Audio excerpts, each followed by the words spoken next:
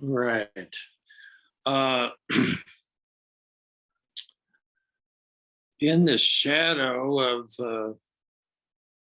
so many things now, shadow of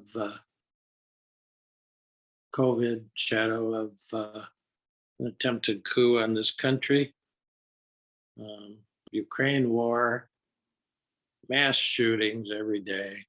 The list goes on.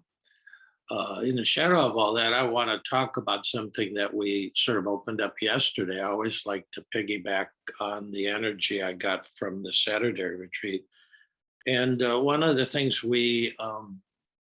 four remembrances we talked about uh, was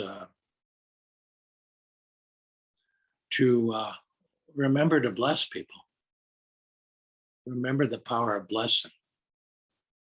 Uh, and so I want to talk about blessing today in our talk. I want to focus on just that.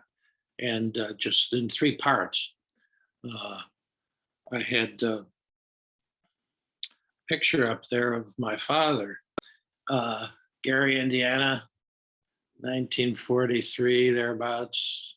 He's holding my sister Camille and my older sister Diane's by the side. These are my two older siblings. And in case you didn't see it, I'm just going to put this up again just for a minute.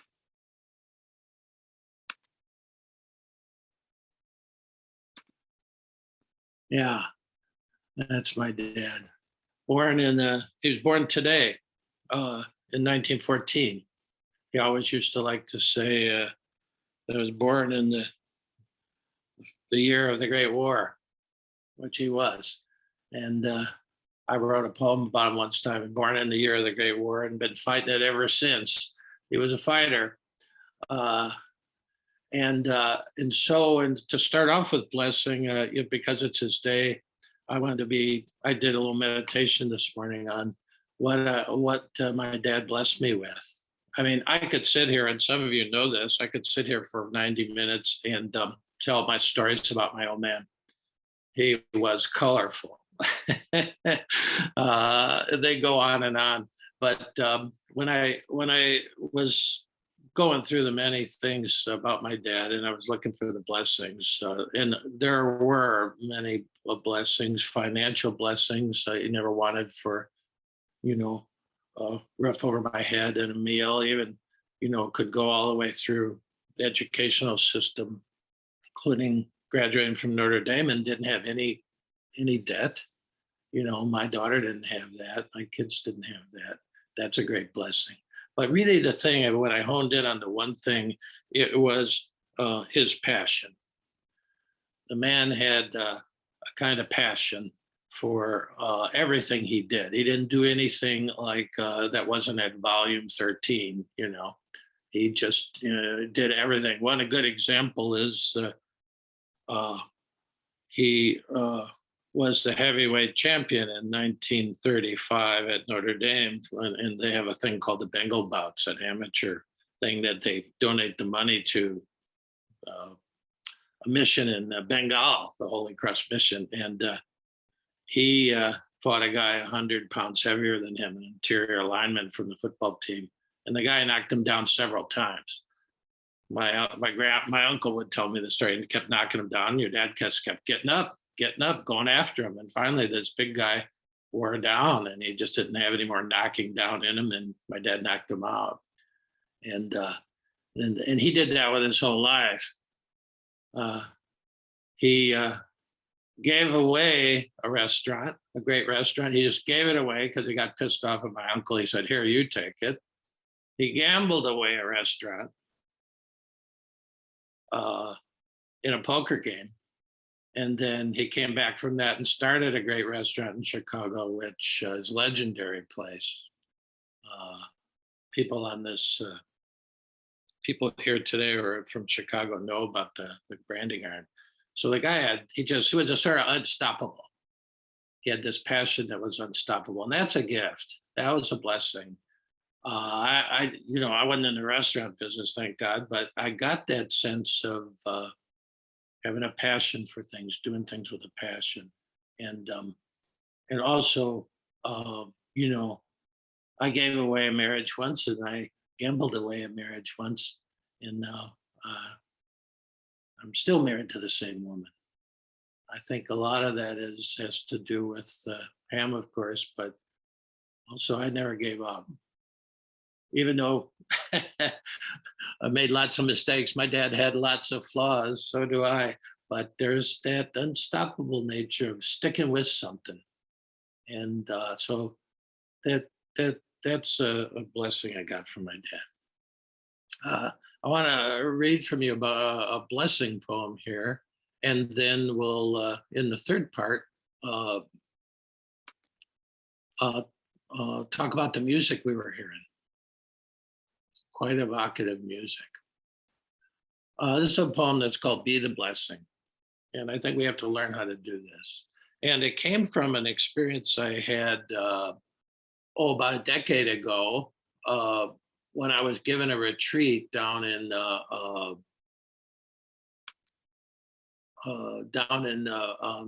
North Carolina on an island. It was Emerald Island, and Judy Gerard, and I think Joe was at this retreat actually. So it's a while back. But this poem's called "Be the Blessing." We were at a place called Pelican House, which looked right out into the Atlantic Ocean. Sitting in the cupola at Pelican House a decade ago, as the sun was rising, watching and listening to the waves rise and crest and crash and disappear, I had a question. What's the point? Waves are all ocean all the time, but what's the point of this human wave? What's the point of this human life? The first line in the Aramaic prayer of Jesus is the kind of cosmic finger pointing to the moon that says, know who you are. You are an infinite wave of blessing. That's really the essence that I rendered from the first line, which became, Our Father who art in heaven. But really, when you work with the Aramaic, and what was Jesus trying to get across? Know who you are. You're an infinite wave of blessing. And that's you and me and everyone. Everyone, without a single exception, is a wave of blessing. And once you know that, then just be that. Be the blessing you are. And bless. You may have a knack for blessing in a special way, and maybe in many ways.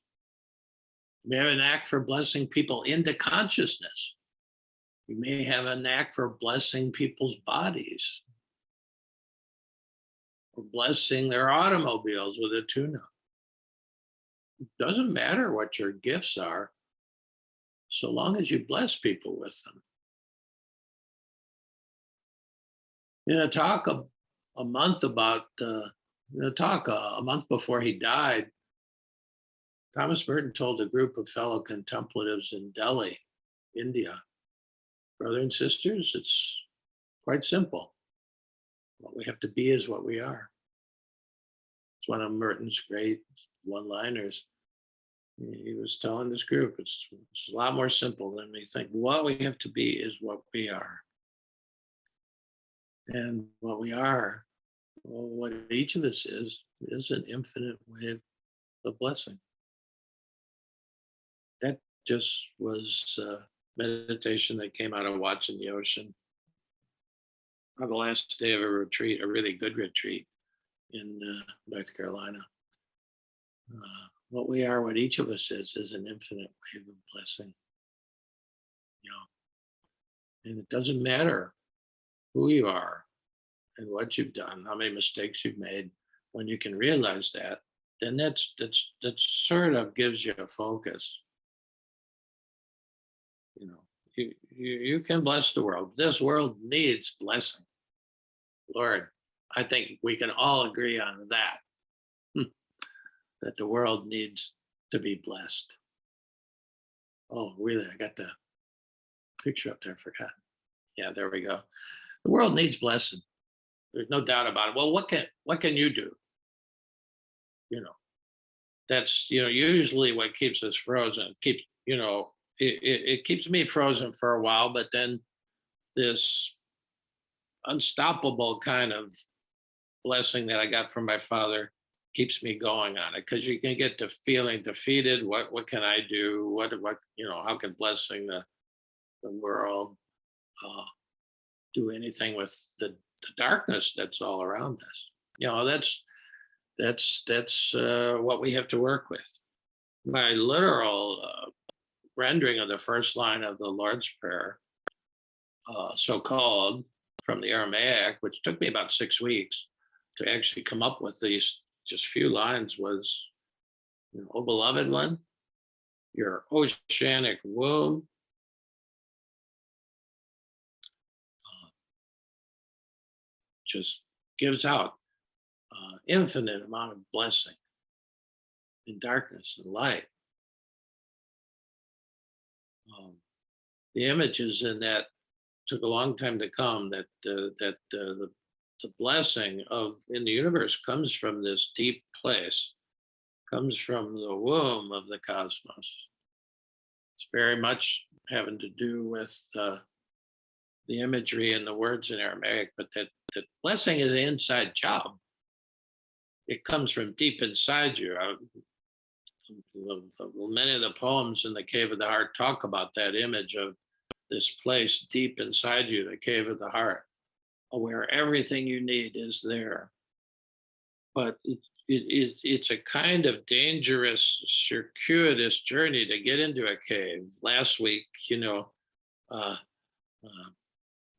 Brother John here, John Segrist, he gave us that great metaphor. You might have missed it, where he went spelunking with a couple other guys, and they reached a really narrow place. This is, the narrow way Jesus talked about. He knew what he was talking about, because when you're going to the Cave of the Heart, it's not wide open boulevard, and there was a narrow kind of a horizontal crack that John was the first to go through, because he was the thinnest, I guess, and he got stuck. He couldn't go forward. He couldn't go backwards, which is a terrific metaphor for the spiritual journey. Sometimes you do get stuck. You can't go forward. You can't go backwards. And his fellows that he was on the journey with, one grabbed one foot, one grabbed the other foot, and they pulled him out. Great metaphor for this community that we're in.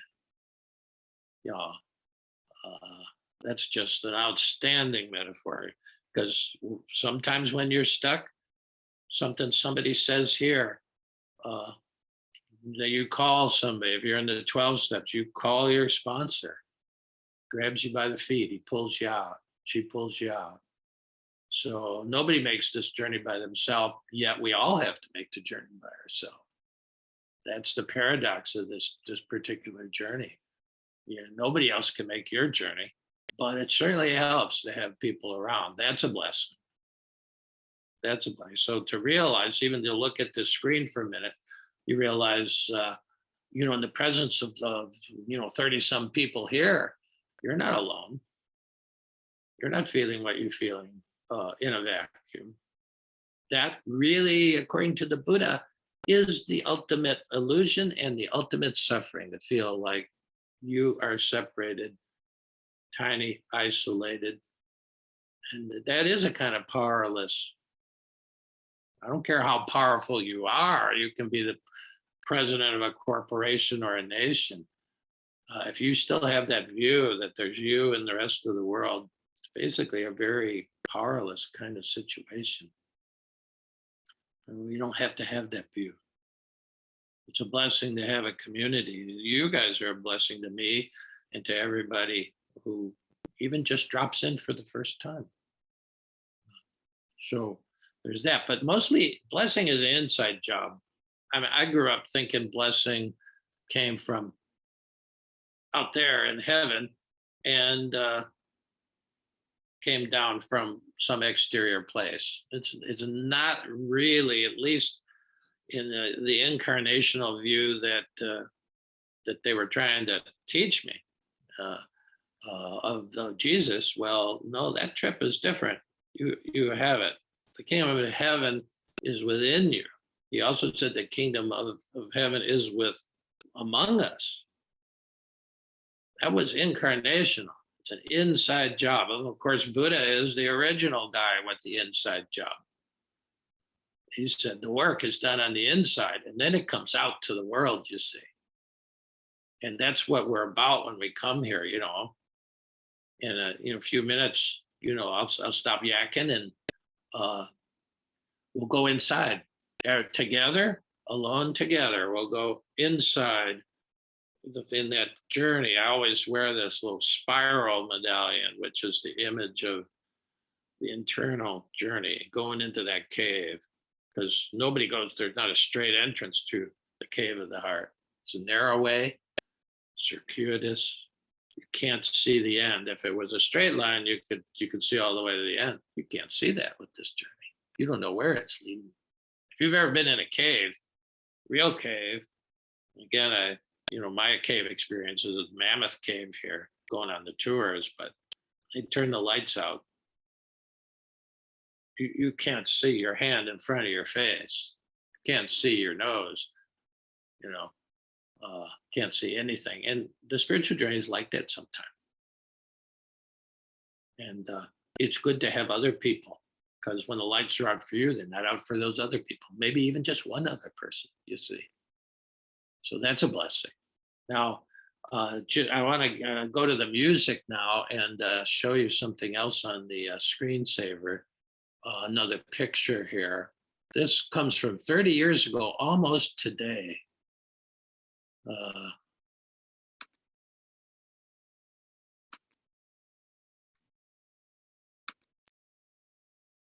Oh, wrong one.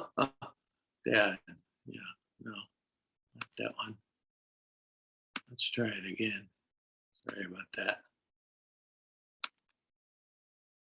Let's share this one. Yeah, there he is. He was actually there all the time. Well, I just gotten away. This is almost 30 years to this very day. This is the guy, Vedran Smilovic.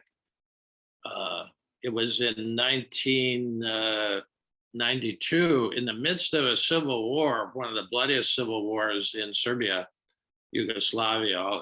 He was in Sarajevo. He's called the cellist of Sarajevo. They made a documentary, but there's a book written about him. But, it was madness and snipers shelling on this beautiful town of Sarajevo, where Croats and Serbs and Muslims had lived together for many years, centuries, and it was now falling apart in civil war. And he was nearby a bakery where people would, there's constant sniper fire, and people would have to wait and rush across the streets, and they risk their life to wait in line to just get bread. There was no electricity, no running water, much like Ukraine today. And he was nearby when a shell hit, destroyed the bakery, killed 22 people on the spot. And so he helped the wounded as he could, but he was part of the Philharmonic in Sarajevo, which was no longer meeting, of course. The concert hall had been bombed. And he showed up the next day, white plastic chair, which he's sitting on there in the rubble, and he played. He played the music you heard at the beginning, the Albinoni Adagio in G minor, about 5 minutes long. He played, and bullets whizzing all over the place, but he played. And he did that for 22 days in honor of the 22 people who were killed that day. And bullets, snipers, shells, and but he did that. And he's still alive, as far as I know. He's actually in a documentary about Sarajevo. And people asked him, they said, well, okay, they were asked him during the time, they said, are you crazy? What are you doing? Are you crazy? He said, why don't you ask those snipers in the hill if they're crazy? What are they doing? And so he's a musician. So he had to do something. And he started, and other musicians came out and started playing. They played the same song. They played this really sad song. It's one of the great sad songs, along with Barber's Adagio for strings. It's one of the sad songs. Comes from a Baroque guy, and probably at the time of the Black Plague he wrote it. Who knows? But it's what one person could do, and he inspired other musicians, and they kept coming out and they kept playing the Adagio in G minor. They just played that song, and it fucked up the people. It wasn't political; it was a blessing. So, what can you do? That's the question that I want to leave with you as we go into our descent into the place that knows the answer to the question. By the way, left brain doesn't know it. Your senses don't know it, but the deeper heart operating system, it knows the answer to this question. So don't try to think about it. Just go down with the question. What are the ways that you can bless the world? What are the ways you can continue to bless the world? What are the ways that you've not blessed the world with, but you could? So what are the ways? There's probably more than one for most of us. What are the ways that you can bless this world? And then get to it. Be the blessing. If we all did that, well, if you did that, the world would be a better place. Just like this guy, he didn't know if he would get shot. He didn't know other musicians were going to be inspired by him, just the way I was inspired by my dad. But my two sisters, or my two older sisters, were in that picture, and both of them inspired me just by being what you are, as Merton would say. So ask yourself, what are the gifts that I can bless the world with? And get about doing it. I don't know what, especially guys like me who are like at 72, I don't know what you think you're doing with the rest of your life if you're not blessing people every day. I don't know what would be worth it. We're gonna make another $1 billion? Really? How ridiculous is that? You're gonna have more stuff? There aren't any U-Hauls behind hearses. It doesn't matter. Your kids just fight over it or whatever. The point is, how are you going to bless people? What are the ways you're going to bless people? So take that question into that. And for today, we'll start off with the 4-minute Albinoni Adagio in G minor, just to get us out of the mind, down in the body. It's this kind of music takes you to a deep place. So that'll be our introduction today. So let's sort of move over to meditation mode and